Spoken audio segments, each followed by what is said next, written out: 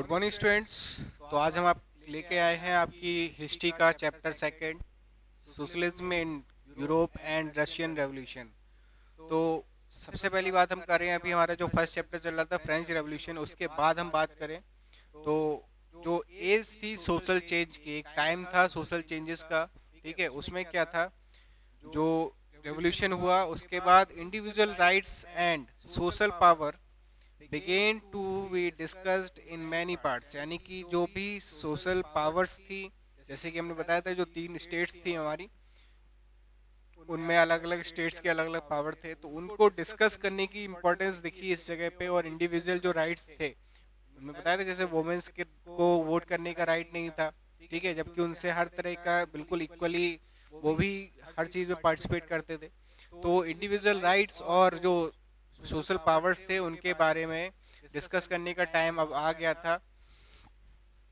तो ये जबकि यूरोप और एशिया में भी, ठीक है, ना कि केवल फ्रांस की बात करें, तो उसके बाद हम बात करें तो colonial development reshaped ideas on societal change, but everyone was not in the favor of complete transformation of society, यानी कि सोसाइटी जो थी उसको रीसेप करने का जो टाइम था, कॉलोनियल यानी कि रहता है कुछ जगह, मतलब कॉलोनी मतलब तो जानते होगे ना, कुछ लोग जहाँ पे ग्रुप वाइज रहते हैं, ठीक है, तो उस टाइप यानी कि एक समुदायवादी जो संस्था थी या समुदायवादी जो लोग थे, ठीक है, उसको रीशेप करने की जरूरत थी। लेकिन हर कोई इसके फेवर में नहीं था कि कंप्लीट ट्रांसफॉर्मिंग नहीं होना चाहिए, थोड़ा बहुत चेंजेस चल जाएगा, लेकिन पूरा बदलने की जरूरत इसको नहीं है। तो इसी चीज के ऊपर फिर हमारे जो सोशलिज्म थे, ठीक है, उन्होंने क्या किया, इसमें काफ़ी सारी चेंजेस करने के लिए उन्होंने 20वीं सेंचुरी में, ठीक है, काफ़ी सारी कोशिशें की इसके लिए, काफ़ी सारे आइडियाज़ रखे। तो इसमें मेनली जो लिबरल्स थे हमारे, लिबरल्स, रेडिकल्स एंड कंजर्वेटिव्स, तो लिबरल्स जो थे, ठीक है, वो चाहते थे कि जो नेशन है उसमें जितने भी रिलीजियंस हैं, जितने भी धर्म हैं, उन सबको मान्यता दी जाए, उन सबको टॉलरेट किया जाए, ठीक है। दे अपोज्ड अनकंट्रोल्ड पावर, वो जो भी अनकंट्रोल्ड पावर होती थी, मतलब कि जैसे कि मोनार्च अपने हिसाब से अपना काम चला रहे हैं, जैसा उनके मन में आ रहा है वो कर रहे हैं, या जो फर्स्ट स्टेट हमारे जो टैक्सेस वगैरह अप्लाई करते हैं, तो इस टाइप की जो अनकंट्रोल्ड पावर थी इनका अपोज यानी कि इनके खिलाफ थे वो, ठीक है। तो वो ये चाहते थे कि जो रिप्रेजेंटेटिव्स हैं पार्लियामेंट गवर्नमेंट में हमारी, ठीक है, उसको भी लोगों के थ्रू ही इलेक्ट किया जाए, जिससे कि वो अच्छी तरीके से काम करें या जो हमारे लोगों के लिए काम करें। उसके बाद जो कंजर्वेटिव्स होते थे, ठीक है, वो क्या करते थे, कंजर्वेटिव्स जो होते थे वो एक्सेप्ट द चेंजेस, वो क्या करते थे, कंजर्वेटिव्स मतलब होता है कि किसी भी चीज़ की सुरक्षा करना, तो वो जो चेंजेस होते थे उनको एक्सेप्ट कर लेते थे। लेकिन ये भी मानते थे कि जो पास्ट है हमारा, जो भी चला आ रहा है पहले टाइम से, मतलब चेंजेस हो रहे हैं, ठीक है, कोई बात नहीं, लेकिन जो हमारा पास्ट चला आ रहा है, जो सिस्टम चला आ रहा है, जो हमारे रिचुअल्स चले आ रहे हैं, उनको भी हमें इक्वली रिस्पेक्ट देनी चाहिए, ठीक है। तो ये लिबरल्स, रेडिकल्स और कंजर्वेटिव्स की बात चल रही थी। उसके बाद हम बात करते हैं industrial society and social change. Industrial society यानी कि ऐसी सोसाइटी जहाँ पे मेनली इंडस्ट्रीज का डेवलपमेंट सबसे ज़्यादा होता था। तो industrial revolution led to changes in social and economic life, new cities came up and new industrial regions developed, man and women and children came to factories in search of work, ठीक है। तो नई नई cities बनी, नई factories चली, वहाँ पे इंडस्ट्रीज बनी, वहाँ पे लोग यानी आदमी, औरतें और बच्चे भी काम की तलाश में आए। लेकिन कंडीशन वहाँ पे भी वही थी कि काम ज़्यादा था, टाइम ज़्यादा थे, वर्किंग आवर्स ज़्यादा थे, और वेजेस जो थी वो लिमिटेड थी, ठीक है। वेजेस में कोई बढ़ोतरी नहीं थी, कोई इंक्रीमेंट नहीं था, लेकिन हाँ वर्किंग आवर्स ज़रूर ज़्यादा थे, तो इस चीज़ से थोड़ी सी दिक्कत हो रही थी। There was unemployment during the time of low demand of industrial goods, यानी कि जो इंडस्ट्रियल गुड्स था यानी माल था, उसकी डिमांड कम होने की वजह से इनकी जो कंडीशन थी, अनएम्प्लॉयमेंट जो था वो बढ़ता जा रहा था, ठीक है। उसके बाद लिबरल्स एंड रेडिकल्स जो थे उन्होंने क्या किया, made wealth through trade and industrial ventures, यानी कि उन्होंने जो ट्रेड, यानी कि देखो अब माल नहीं बिक रहा है, लेकिन हाँ कारीगरी वगैरह का काम तो चलते ही रहता है, यानी कि लोगों को जैसे कारपेंटर्स हैं, ठीक है, या लेबर वर्कर्स हैं, ठीक है, जो मकान बनाते हैं, बिल्डर्स वगैरह, ये लोग हैं, तो इनकी तो जरूरत पड़ती रहेगी। ठीक है, माल नहीं बिक रहा है, नहीं बन रहा है, नहीं खरीद पा रहे लोग, तो ठीक है, लेकिन ट्रेडर्स की तो जरूरत पड़ेगी, तो इन लोगों ने वहां से पैसा बनाना स्टार्ट किया। उनके according society can be developed if freedom of individual was ensured, if the poor could labor and those with the capital could operate without restraint। ठीक है, यानी कि इनका कहने का मतलब, तो इनके अकॉर्डिंग जो था, वो कह रहे थे सोसाइटी केवल तभी डेवलप कर सकती है जब इंडिविजुअल फ्रीडम मिले, यानी कि उसको इंश्योर किया जाए कि हाँ इंडिविजुअल फ्रीडम जो है वो सबके पास है, जो कोई भी चाहे जो काम चाहे वो कर सकता है। ठीक है, तो इस टाइप की अगर थ्योरीज रहेंगी तभी एक सोसाइटी जो है वो डेवलप कर सकती है। ठीक है, उसके बाद इन लोगों ने नेशनलिस्ट जो थे, ठीक है, ये सब चीजें केवल यहीं पे नहीं, फ्रांस, इटली, जर्मनी, रशिया, सब जगह हो रहा था। रेवोल्यूशनरीज जो थे ओवरथ्रो एग्जिस्टिंग मोनार्च। ठीक है, यानी मोनार्च सिस्टम जो था उसको पूरी तरह से खत्म करना चाहते थे, उसको निकालना चाहते थे। ठीक है, और जो नेशनलिस्ट जो थे वो चाहते थे कि नेशनलिस्ट टॉक्ड और revolutions to create nations with equal rights, यानी कि जो नेशंस है, हमारे नेशन है, उसमें सब इक्वल राइट्स में रहें। ठीक है, सबके पास एक जैसे अधिकार हो। ठीक है, इस टाइप पे वो प्रेशराइज कर रहे थे। उसके बाद coming in socialism in Europe, तो यूरोप में सोशलिज्म कैसे आया? Socialism was well known body of ideas by mid 19th century in Europe.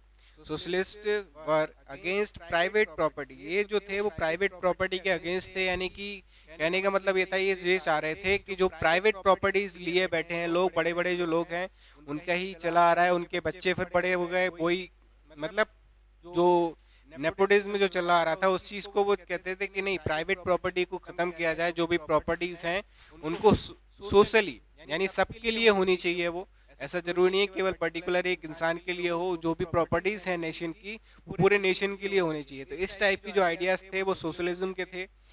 ठीक है, उसके बाद इन्होंने ये बोला कि जो गवर्नमेंट है, ठीक है, उसको कॉपरेटिव, ठीक है, कॉपरेटिव फॉर्मेशन में रखना चाहिए, और दूसरा जो कैपिटलिस्ट एंटरप्राइजेस हैं उनको खत्म करना चाहिए। कहने का मतलब यह है, कैपिटलिस्ट में क्या होता था कि जमीन हमारी है, ठीक है, लैंड ओनर हम है, हम दूसरों से काम करवा रहे हैं, उसका जो प्रॉफिट आ रहा है वो हमें मिल रहा है। ठीक है, उसको तो हम लिमिटेड वेजेस दे रहे हैं, चाहे ज्यादा हो चाहे कम हो। हमारे पास अगर प्रॉफिट भी ज्यादा है तो भी हम उसको कुछ नहीं देंगे, हम तो उसको उतने ही देंगे जितने की हमारी बात हुई थी, जितनी उसकी वेजेस है। ठीक है, तो उस चीज को खत्म करके, उस चीज को क्या करके खत्म करके कोऑपरेटिव फार्मिंग या कोऑपरेटिव सोसाइटीज की बात की गई इसमें, कि जो भी इससे क्या होगा, जिससे कि लोग, सभी लोग इक्वल राइट्स के साथ आगे बढ़ सके, डेवलप कर सके। तो ये मेनली सोशलिज्म का आइडियाज थे, उनकी थ्योरीज थी। ठीक है, इसीलिए यूरोप में इस चीज की जरूरत पड़ी, क्योंकि वहाँ पे बहुत ज्यादा डिस्क्रिमिनेशन था। उसके बाद हम बात करते हैं इसके सपोर्ट में, क्या बात करें अगर हम, तो by the 1870s socialist ideas spread through Europe and they formed an international body। ठीक है, 1870 में ये जो सोशलिस्ट के आइडियाज थे वो पूरे यूरोप में फैल गए, और एक इंटरनेशनल बॉडी की फॉर्म ले ली इन्होंने। Namely the second international association were formed by workers in Germany and England to fight for better living and working conditions. ठीक है, इन लोगों ने क्या किया, एक एसोसिएशन बन गई इनकी इंटरनेशनल। अगर हम बात करें तो द सेकंड इंटरनेशनल एसोसिएशन, जिसको सॉरी हाँ इंटरनेशनल बॉडी जो बनी जिसका नाम था सेकंड इंटरनेशनल। उसके बाद एसोसिएशन का काम जो था वो मेनली क्या कह रहे थे कि फॉर्म्ड बाय वर्कर्स। किसके थ्रू बनाई गई थी? वर्कर्स। कहाँ के? जर्मनी और इंग्लैंड के। किस लिए? ताकि उनको अच्छी सैलरी मिल सके और अच्छी, मतलब एक कह सकते हैं एक अच्छा जीवन और वर्किंग कंडीशंस जो हैं वो उनके हिसाब से हो, उनके भलाई के लिए हो, वेलफेयर के लिए हो। ठीक है, तो इस सोशलिज्म के कुछ अच्छी चीजें थी जो कि इसके सपोर्ट में थी। उसके बाद हम बात करते हैं रशियन रेवोल्यूशन की। रशियन रेवोल्यूशन जो था, in the October revolution of 1970 socialist took over the government in Russia. तो सोशलिस्ट जो थे उन्होंने 1917 में जो वहाँ की रशियन गवर्नमेंट है उसको अपने अंडर में ले लिया, टुक ओवर कर लिया उसको। The fall of monarchy, monarchy यानी कि वहाँ के किंग जो थे वो, उनका सिस्टम खत्म। February 1970 and the events of October were termed as the Russian revolution. ठीक है, तो वहाँ के जो 1970 जो फरवरी का टाइम था, वहाँ पे जो भी इवेंट्स हुए उनको रशियन रेवोल्यूशन का नाम दिया गया। उसके बाद रशियन एम्पायर इन 1914, 1914 में रशियन एम्पायर की क्या कंडीशंस थी, ये तो 1917 में उसका रेवोल्यूशन हुआ। ठीक है, सोशलिस्ट ने उसको टोक ओवर कर लिया। अब 1914 में क्या कंडीशन थी, तो 1914 की अगर हम बात करें, रशियन वाज रूल्ड। ठीक है, तो इसमें कंडीशन मेनली ये थी कि हाँ, इन 1914 में Russian was ruled by tsar Nicholas second and its empire. The Russian empire included current day Finland, Livonia, Lithuania, Estonia, parts of Poland. तो ये सब जगह जो थी वो सारी किसके अंडर में थी, रशिया के अंडर में थी। ठीक है, उसके बाद हम बात करें,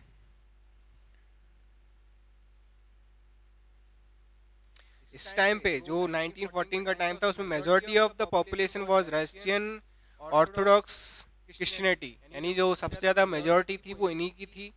उसके बाद हम बात करें इकोनॉमी एंड सोसाइटी, सोसाइटी और इकोनॉमी की बात करें, तो in the beginning of 20th century 1917 में ये सब हो गया था। तो जैसे 20th सेंचुरी की स्टार्टिंग हो रही थी उस टाइम पे, तो Russian population was dominated by agriculturists who used to cultivate for the market as well as for their own needs. Petersburg and Moscow were prominent industrial area. Craftsmen undertook much of the production, but large factories existed alongside craftsworks. कहने का मतलब ये है कि 20th century की starting में Russian population जो थी वो एग्रीकल्चर के ही मेनली, उनको एग्रीकल्चर बोला, एग्रीकल्चरिस्ट बोला गया उनको।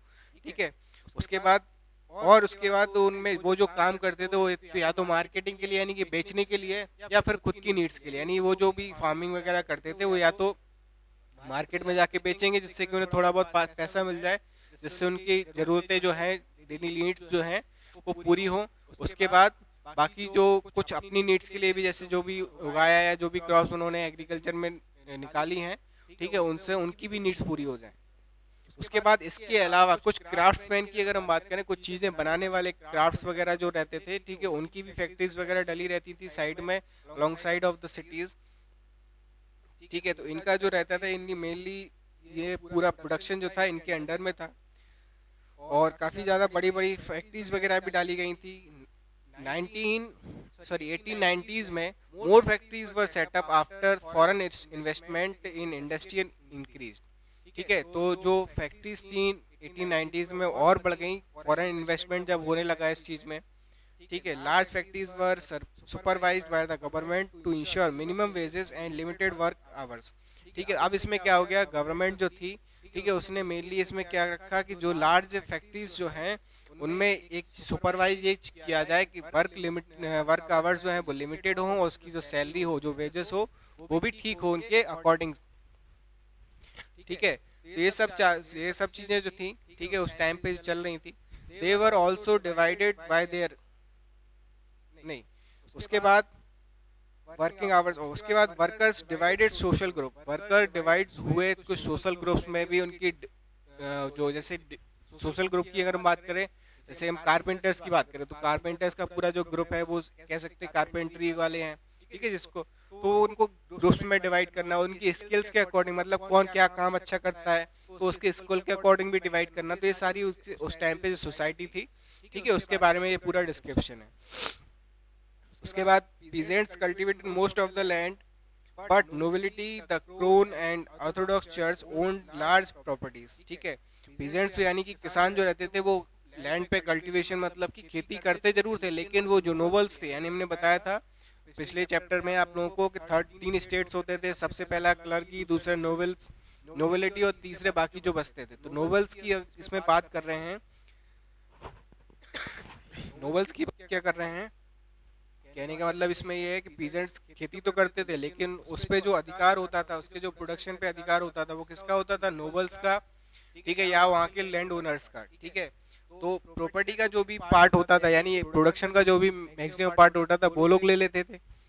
Nobles got power and position through their services to the Tsar.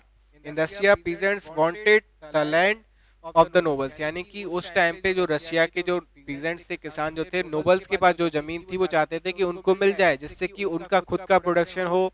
ठीक है, वो उसका प्रॉफिट वो खुद ले सकें. उसके बाद हम बात करते हैं सोशलिज्म इन रशिया. तो socialism in Russia, political parties in Russia पर legal before 1914. In 1898, socialists founded the Russian Social Democratic Workers Party, who respected Marx ideas. Karl Marx जो थे उनके आइडियाज के ऊपर काम करते थे. ये कौन? Russian social democratic workers party. ठीक है. Some Russian socialists felt that the Russian peasants' custom on dividing land periodically made them natural socialists. Throughout the 19th century, socialists were active in the countryside and formed the Socialist Revolutionary Party in 1900. The party struggled for peasant. कहने का मतलब ये, इस time पे जो party थी उसने conditions देखी पीजेंट्स की, किसानों की, उसके लिए फिर उन्होंने 19 जो सेंचुरी थी 1900, उसमें पार्टी ने एक जो फॉर्म किया, सोशलिस्ट रेवोल्यूशनरी पार्टी फॉर्म की. ठीक है. इस पार्टी ने पीजेंट्स के, ठीक है, उनके हक के लिए, उनके राइट्स के लिए स्ट्रगल किया. ठीक है. डिमांड रखी, क्या demand? Land belonging to nobles to be transferred to peasants. यानी कि नोबल्स के पास जो जमीन है वो पीजेंट्स को ट्रांसफर की जाए, ये उनकी डिमांड थी. The party was divided over the strategy of organisation. जो पार्टी थी उसको ऑर्गेनाइजेशन के फॉर्म में कन्वर्ट कर दिया गया या डिवाइड कर दिया गया अकॉर्डिंग टू. उसके बाद हम बात करें तो दो पार्टी जो थी should be discipline and should control the number of quality of its members. मैंसविक thought that the party should be open to all. यानी कि इनका कहने का मतलब ये था, ये पार्टी किसी पर्टिकुलर ग्रुप के लिए या पर्टिकुलर कम्युनिटी के लिए काम ना करे. इसके जो दरवाजे हैं वो सभी के लिए खुले रहे, सबके लिए ये पार्टी रहे या ऑर्गेनाइजेशन रहे, एसोसिएशन जो थी वो सबके लिए रहे. ठीक है, किसी पर्टिकुलर एक के लिए ना रहे. उसके बाद अ टर्बुलेंट टाइम, द 1905 1905 रेवोल्यूशन. तो रशिया जो था वो ऑटोक्रेसी, ठीक है, डेमोक्रेसी नहीं थी, यहाँ पे ऑटोक्रेसी की बात चल रही है. And even the beginning of 20th century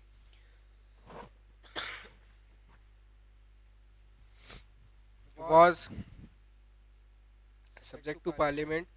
During the revolution of 1905, Russia, along with the social democrats and socialist revolutionaries, worked with the peasants and workers to demand constitution.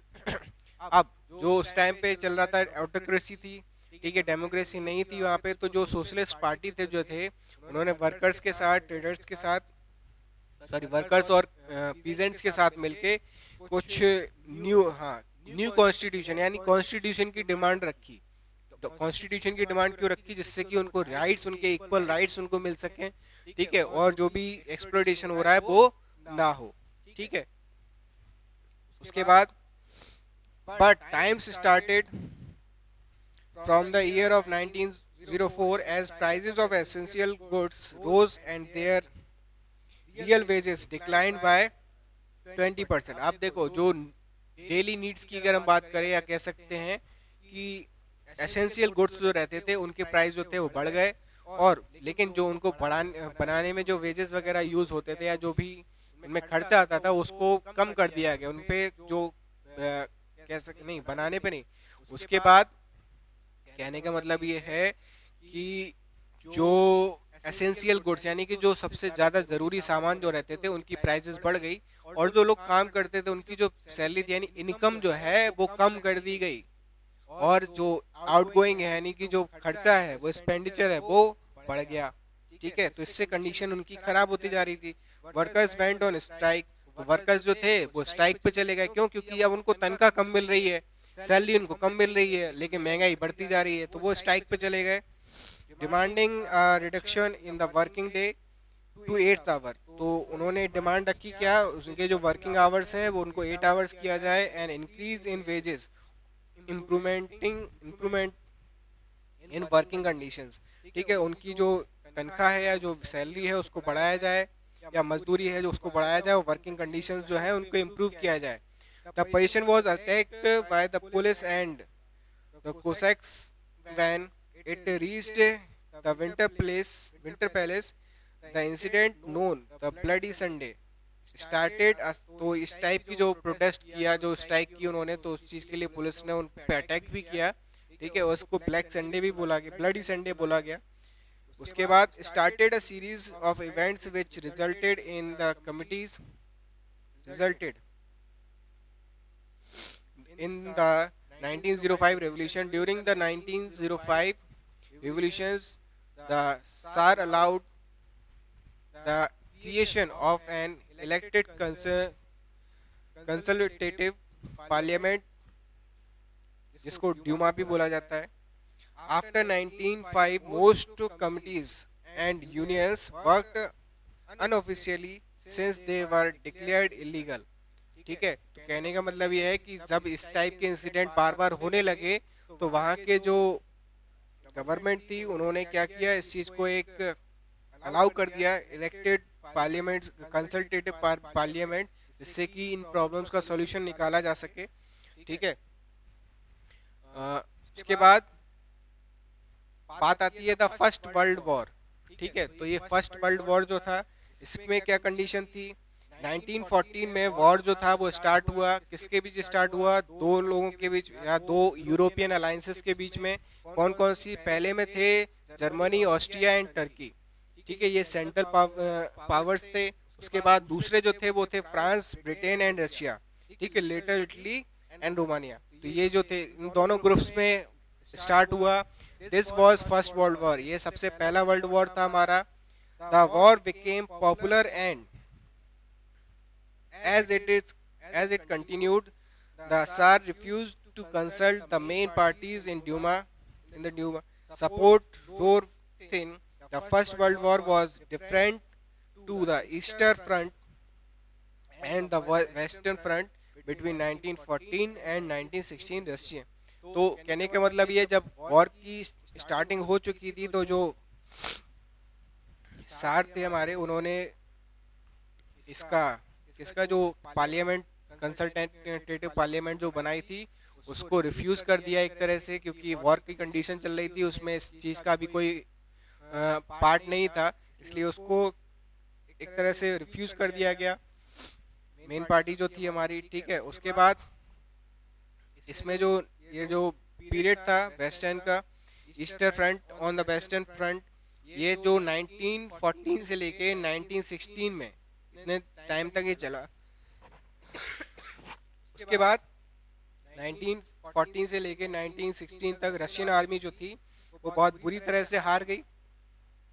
ठीक है, in Germany and Austria, Russian army destroyed crops and buildings to prevent the enemy from being able to live off the land. यानी कि इनकी जो पूरी तरह से फसल वगैरह थी, बिल्डिंग्स वगैरह थी, सब कुछ डिस्ट्रॉय हो गया, ये बुरी तरह से हार गए। ठीक है, country was cut off from other suppliers of industrial goods by Germany control the Baltic sea, railway lines began to break down. यानी कहने का मतलब हर तरह से इनको डिस्ट्रॉय कर दिया गया, बहुत बुरी तरह से हारे थे। उसके हारने के बाद भी इनकी सारी जो फैक्ट्रीज वगैरह थी, या कह सकते हैं इंडस्ट्रियल जो सप्लायर्स थे गुड्स के, इंडस्ट्रियल गुड्स के, वो भी डिस्ट्रॉय कर दिए गए। उनकी जो रेलवे लाइंस थी, रेलवे ट्रैक्स थे, ठीक है, वो भी टूट गए।